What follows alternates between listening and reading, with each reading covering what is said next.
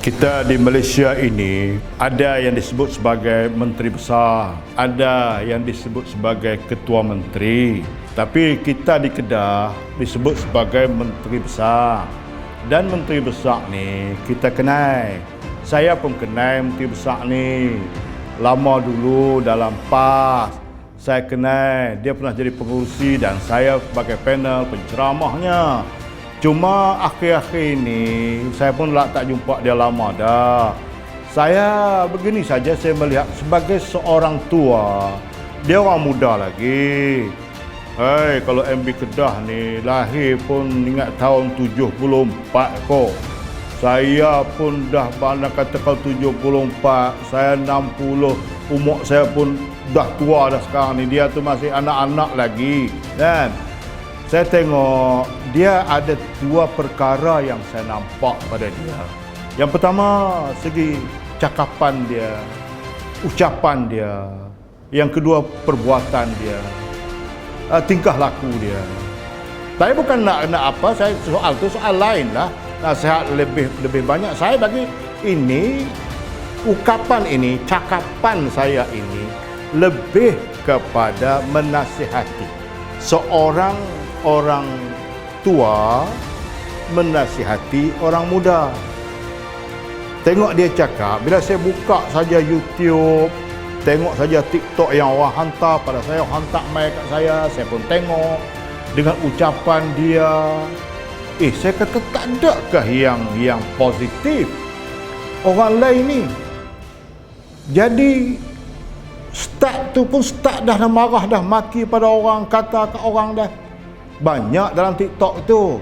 Jadi tadi saya nak beritahu, kalau boleh tak salah cakap macam tu, tak salah buat macam tu.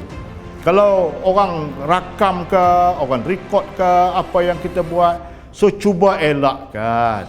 Sebab kita ni berhadapan, kita ni siapa? Kena lihat kepada kedudukan. Kalau kita ni imam dalam solat, kita kena insaf bahawa makmum di belakang kita, mereka sedang mengikut kita, mereka sedang melihat kita, mereka sedang menjadikan kita ini sebagai panduan. Begitu juga kita sebagai seorang ketua negeri, bukan ketua kampung, ketua negeri. Bila ketua negeri ini, dia mestilah ada sifat sebagai seorang rais, sebagai seorang leader, sebagai seorang ketua.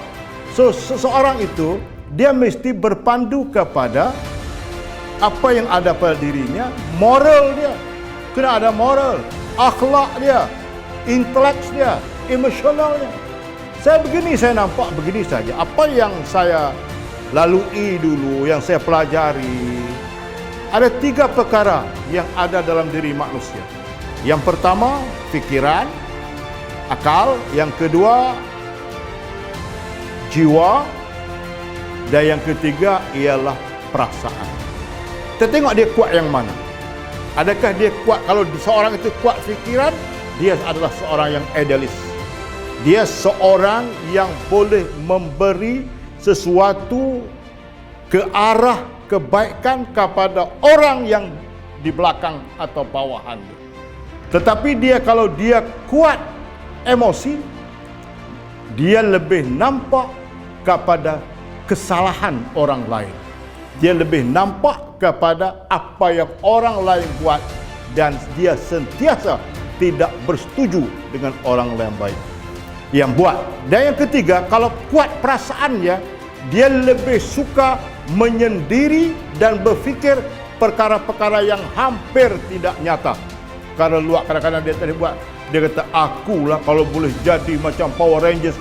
Tak mungkin. Tapi kerana perasaan dia itu kuat. Sebab itu dalam politik Islam, dia mesti ada 3 kekuatan. Kekuatan akal, kekuatan emosi, kekuatan perasaan yang serentak berjalan, yang bangun bersama-sama. Tapi kalau kita balik pada ni, ya anak anda Sanusi, Menteri Besar Kedah, sepatutnya kita kena belajar.